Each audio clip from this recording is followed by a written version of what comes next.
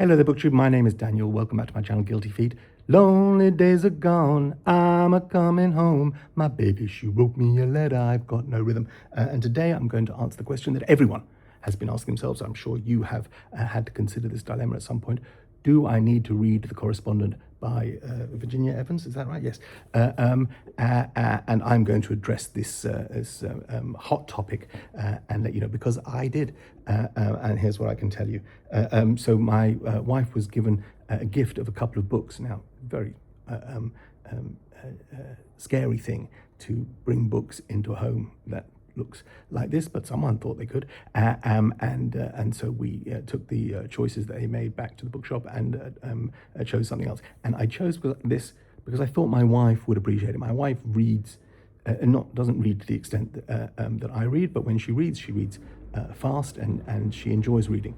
I thought this would be a good read, and then once we have it, then I can read as well. So she read The Correspondent by Virginia Evans, and then I read it in one sitting, and we'll decide whether that's a good thing or a bad thing in a second. I have this, it's a paperback, so this is one of these international editions. I know most of you will encounter this still in hardback, but that's one of the beauties of living in the Middle East, as you get these international editions not any cheaper than what you've paid for hardback.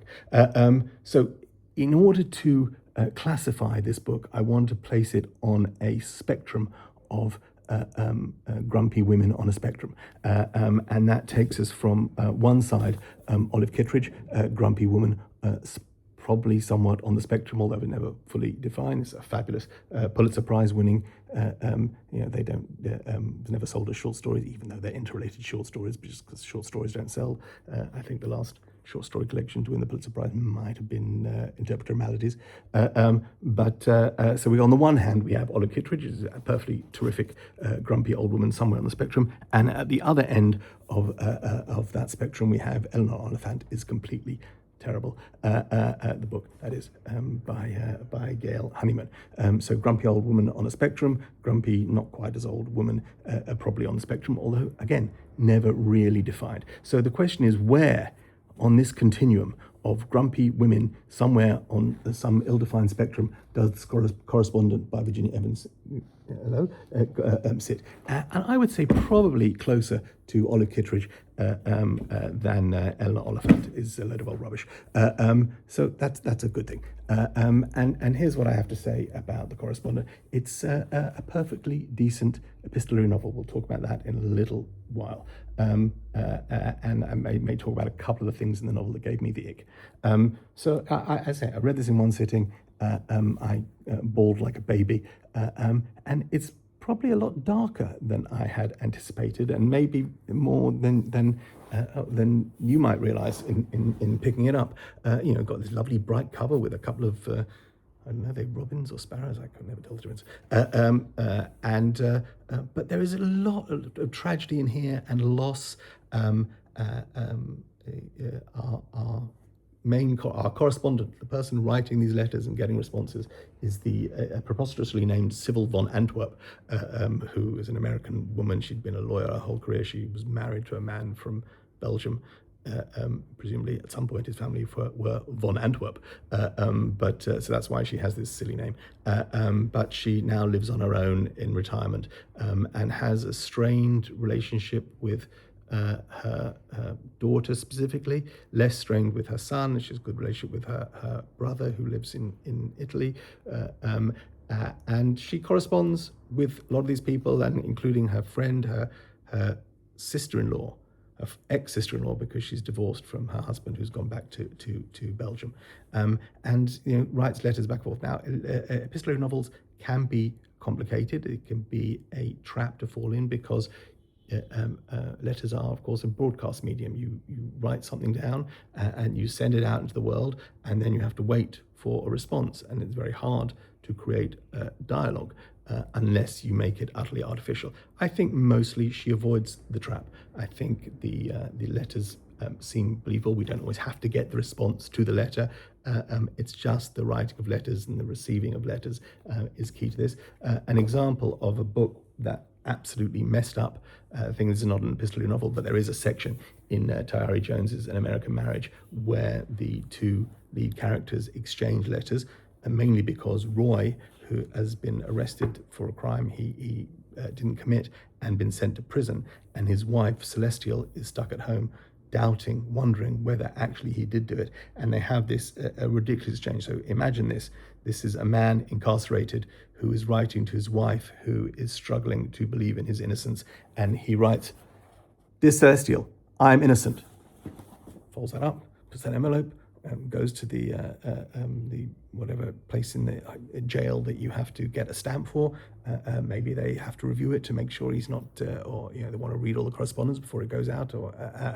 And he seals the envelope and it goes out. And she writes back to him after receiving this letter a few days later. She writes back to him, "Dear Roy, I am innocent too," and gets an envelope, licks it, sticks a stamp on it, writes the address of the prison on it, and off it goes. And that's this. Now, just that absurd exchange, if we're supposed to believe that this was actual correspondence between two people, where it's just somebody not writing very well. The pithiness of I'm innocent, and she says I am too because of how she's just rubbish. Anyway, I took me out of any kind of sense that this was going to be something I would enjoy. I didn't really enjoy this book at all. I haven't had any interest in reading her latest book, which is Kin, I believe, which came out this year and has been quite well received. I don't think Tayari Jones is for me. So the Correspondent, I don't think falls into that trap of crappy letters that don't make sense and don't, just clearly fictions. But there is an aspect of a couple of exchanges in here which gave me the ick. I'll let you educate me if I'm getting this wrong. One of the people that she writes to is Joan Didion, a famous published journalist and novelist and just exemplar of writing. Our correspondent, Sybil Van Antwerp, writes to Joan Didion and gets response from Joan Didion, which are friendly and warm, where they refer to each other as my friend, even though I think the correspondence was initiated by Sybil as an admirer of Didion's writing. The heart of Sybil's loneliness and sadness is a terrible tragedy in her past and a lost child, and there are lost children and broken relationships with children all the way through this. And of course, Joan Didion famously first lost her husband and then later a child, and wrote The Year of Magical Thinking in between those, and is used in this book as an echoing or reflecting voice of someone who understands loss. It's not just fan correspondence. It's not just fictional Sybil writing to actual real human being Joan Didion. Didion responds and asks questions about how your relationship is with your daughter, and really is involved in this fictional character's life in a way that kind of felt like her life was being appropriated. I don't know. Maybe someone will tell me that in real life Virginia Evans was friends with Joan Didion and gave permission. Joan Didion gave permission for their correspondence to be fictionalized and used. I don't know. There's also an exchange towards the end with Larry McMurtry, which feels more like a fan exchange that maybe the author had with McMurtry, where he actually responded. But in the book, again, it's turned into Sybil writing to Larry McMurtry writing a very generous and warm response. And he maybe gave permission to have his response to a real human being turned into a fictional response for the purposes of a novel, but it made me feel a little bit icky. But other than that, as I say, I think this is a perfectly fine read.